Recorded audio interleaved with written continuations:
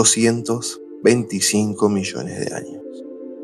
Eso es lo que tarda la Tierra en completar una vuelta alrededor del centro de la galaxia. Una vuelta galáctica, un año cósmico.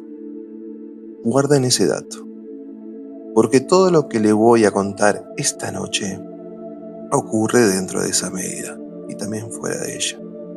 Y ocurre en los espacios entre una vuelta y la siguiente, donde el tiempo no funciona igual, donde las cosas que ocurren no dejan fósiles, ni registros, ni ninguna de las huellas que los humanos usan para probar que algo existió. La Tierra tiene aproximadamente 20 años cósmicos, 20 vueltas completas alrededor del centro de la galaxia. Ustedes conocen lo que pasó en la última: dinosaurios, extinción, mamíferos, primates, Homo sapiens, civilización. Este momento, ustedes escuchando este podcast.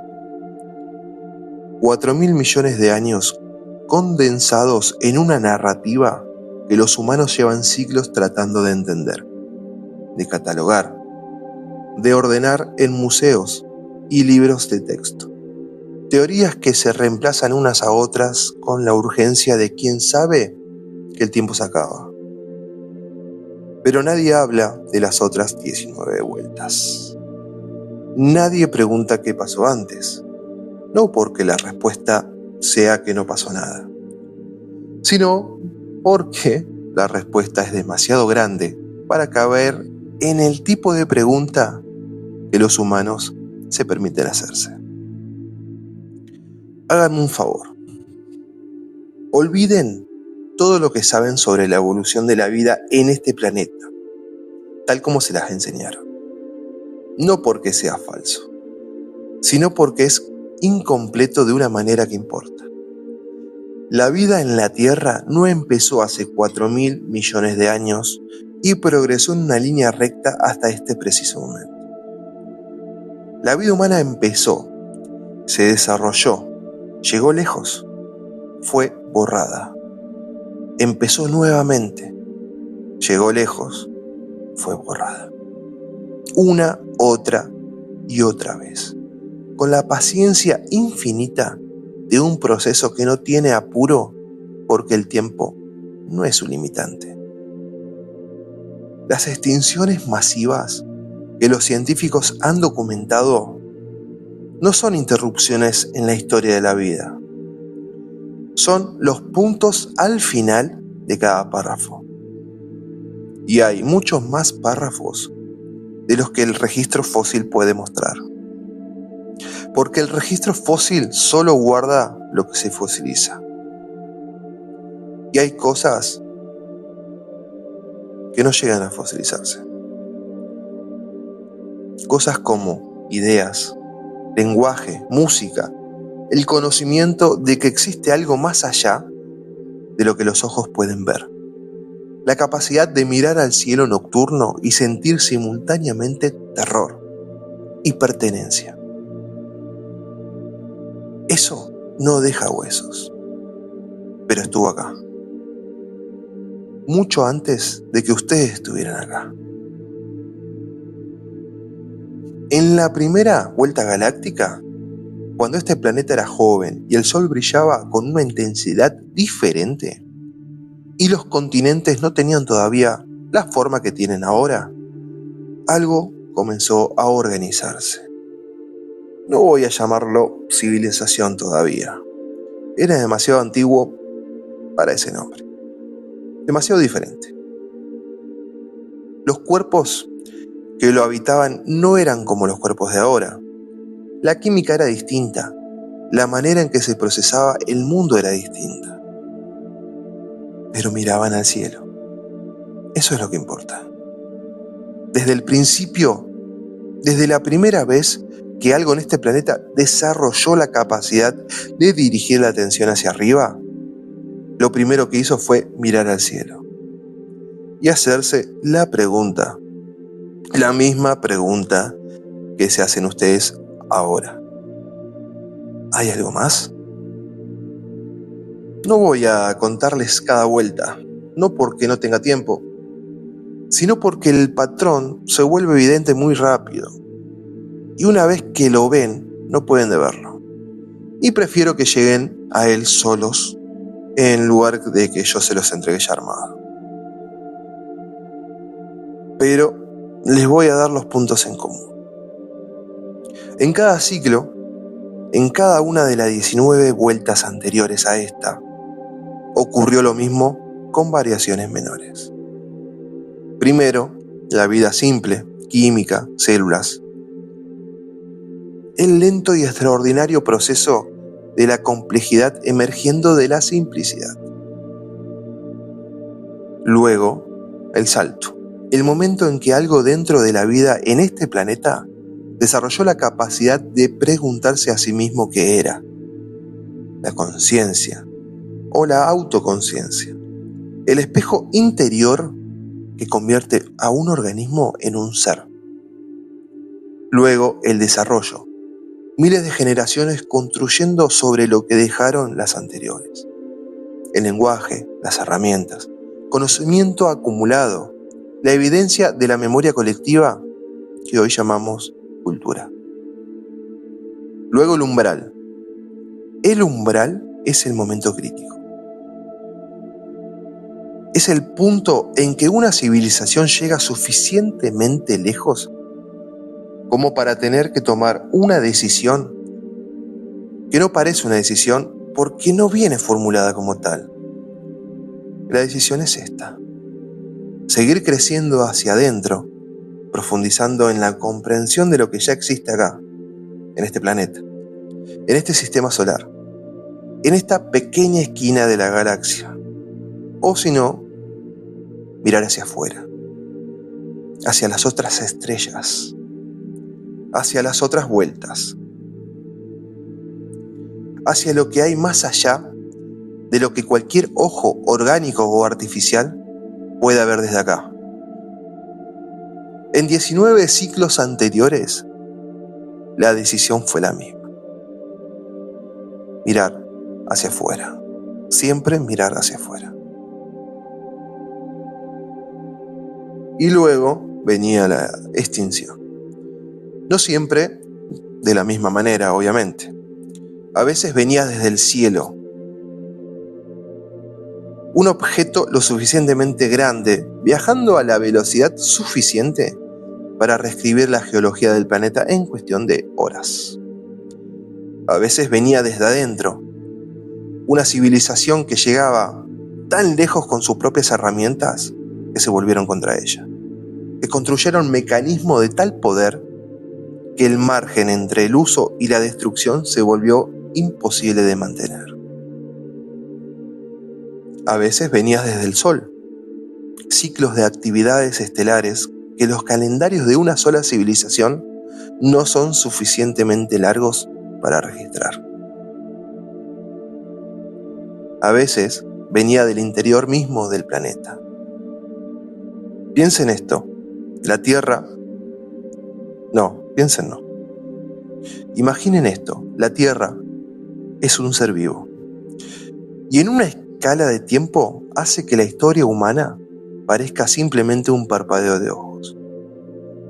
Y ocasionalmente respira de manera que no tiene en cuenta lo que vive en su superficie. Y a veces la extinción no llegó. A veces la civilización llegó al umbral, la que miró hacia afuera y decidió que afuera era el camino. No esperó a que viniera la extinción, simplemente se fue. Hace aproximadamente 800 millones de años, en algún punto durante la 14ª vuelta galáctica, algo ocurrió en este planeta que no dejó registro en ningún estrato geológico que los científicos actuales hayan sabido interpretar correctamente. Una civilización llegó al umbral y eligió. No eligió quedarse y profundizar, no eligió quedarse y destruirse. Eligió marcharse, con suficiente tiempo como para hacerlo de manera ordenada, metódica, con la precisión de quien sabe que no va a regresar pronto y quiere dejar las cosas en orden para cuando vuelva. No eran como nosotros. Los cuerpos eran diferentes, la química era diferente, la manera en que experimentaban el tiempo era diferente, de manera que el lenguaje humano no podía capturar con exactitud, porque el lenguaje humano fue construido por seres que experimentaban el tiempo de una sola manera y asumen que esa era la única manera posible. Pero tenían algo en común con ustedes. Miraban al cielo y sabían que en algún lugar entre todas esas estrellas, en alguna dirección que sus instrumentos podían señalar, pero que sus cuerpos no podían alcanzar con una sola vida, había algo que valía la pena encontrar. Así que construyeron lo necesario para ir. No les voy a decir cómo se fueron. La verdad que no es porque no lo sepa, sino porque la descripción técnica no es lo que importa en esta historia. Lo que importa es lo que dejaron. Porque no se fueron sin dejar nada. Los que se van, con intención de volver, siempre dejan algo. Una señal, una marca, una manera de decir estuvimos aquí. Esto era nuestro. Vamos a volver. Lo que dejaron no está en ningún museo. No está en ningún libro de texto. No está en ninguno de los lugares donde los humanos buscan esa evidencia de que algo ocurrió antes de que ello existiera. Está en ustedes. No hablo metafóricamente. Hablo literalmente. En esa sensación que no tiene nombre. Ese dolor sin causa que aparece en las noches despejadas cuando las estrellas abundan y el silencio es completo. Y algo dentro del pecho reconoce algo que la mente no puede identificar. Eso no es poesía, eso es memoria. De un tipo que no se almacena en el cerebro. Hay una frecuencia. No voy a darles el número exacto, porque el número exacto no cambia nada para la mayoría de ustedes. Para los que sí cambia algo, prefiero que lleguen a él por sus propios medios. Pero hay una frecuencia que este planeta emite de manera constante, uniforme, desde hace más tiempo del que existe la humanidad. Los científicos la conocen, la han medido. Han construido explicaciones para ella que son técnicamente correctas y al mismo tiempo completamente incapaces de responder la pregunta más simple que genera. ¿Para qué? Los planetas no necesitan emitir esa frecuencia para ser planetas. Las leyes físicas no la requieren. No tiene función dentro de los sistemas naturales conocidos. Pero está ahí. Puntual, constante, inamovible, como una baliza. Como algo que fue encendido hace mucho tiempo por alguien que necesitaba poder encontrar el camino de regreso. Hay una historia que quizás ustedes conozcan. Es una historia de una guerra interestelar y una canción que atraviesa el espacio y una civilización que busca su origen en las estrellas. No es solo entretenimiento. Es el tipo de historia que las civilizaciones cuentan cuando están tratando de recordar algo que saben, que olvidaron, pero no saben qué. Una canción que todos reconocen aunque nadie la haya escuchado antes. Un hogar que todos extrañan aunque nadie haya estado ahí. Una guerra por el origen que todos sienten que importa, aunque nadie pueda explicar por qué. Esas historias no salen de la nada. Salen de algo más profundo que la imaginación. Salen del lugar donde viven los recuerdos que no son de una sola vida. ¿Siguen ahí? Eso es lo que necesito que entiendan antes de que esto termine. No se perdieron en el espacio. No encontraron otro planeta y lo llamaron hogar. Y olvidaron este. No fueron destruidos por alguna de las cosas que destruyen civilizaciones que viajan entre las estrellas. Que son muchas. Y no todas tienen nombre en los idiomas de este planeta. ¿Siguen ahí? ¿Y saben dónde está eso? ¿La baliza que dejaron funcionando? La señal que lleva 800 millones de años transmitiéndose sigue llegando a donde tiene que llegar. Pero no han vuelto.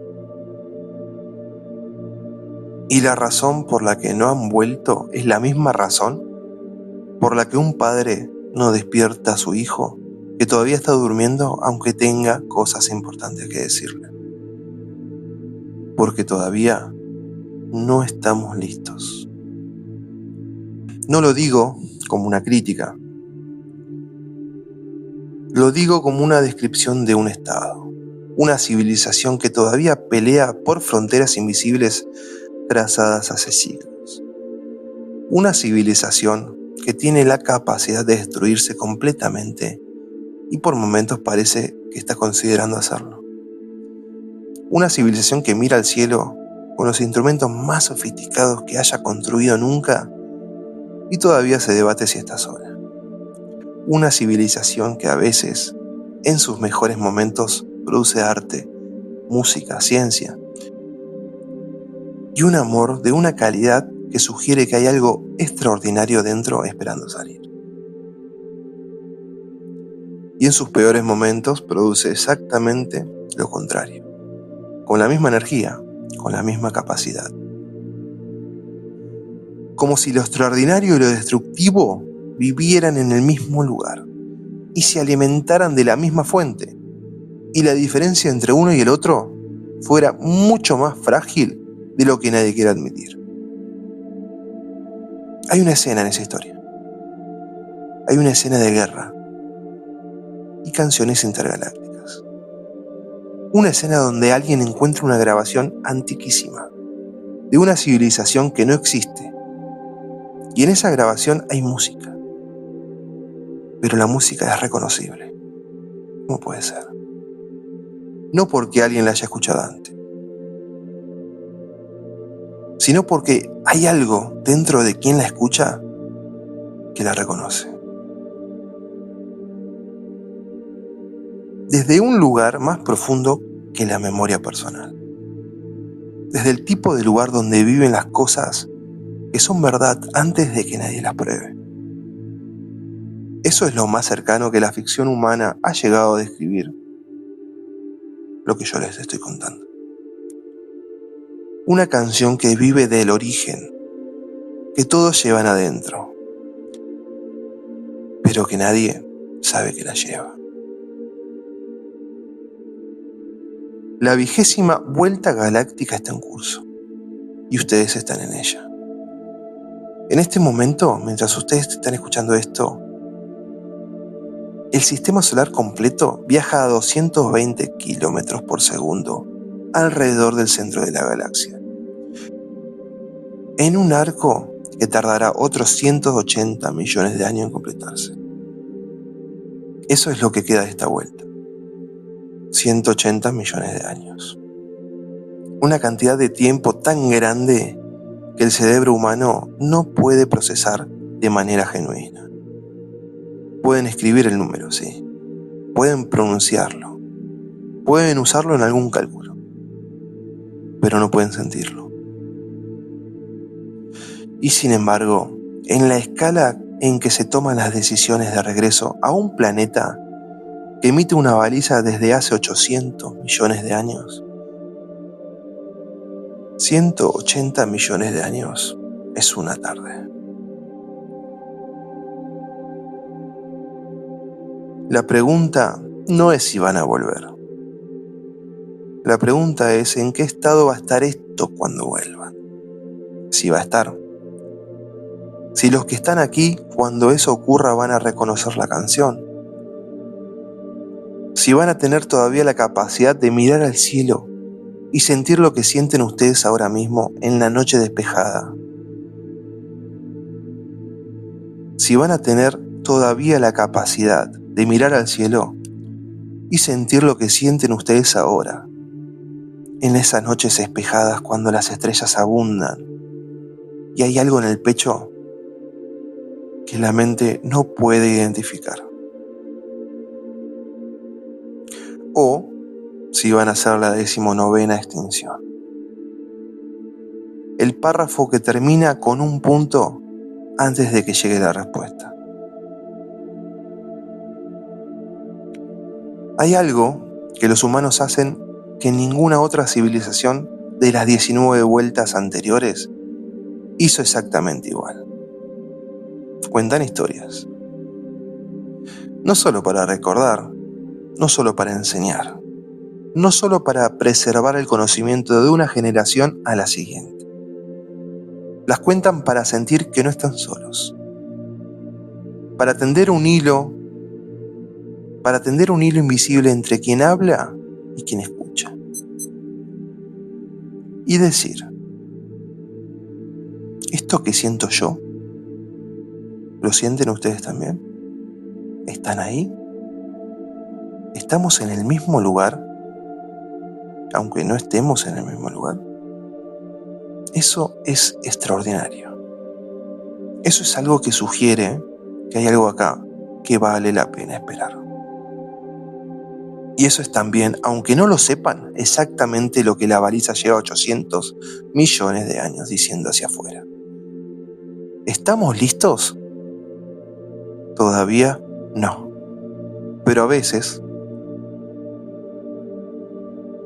en los mejores momentos, en las noches donde alguien cuenta una historia y alguien más la escucha en la oscuridad, y los dos sienten por un instante que el universo es menos frío de lo que parece, en ese momento, ¿estamos listos? Casi.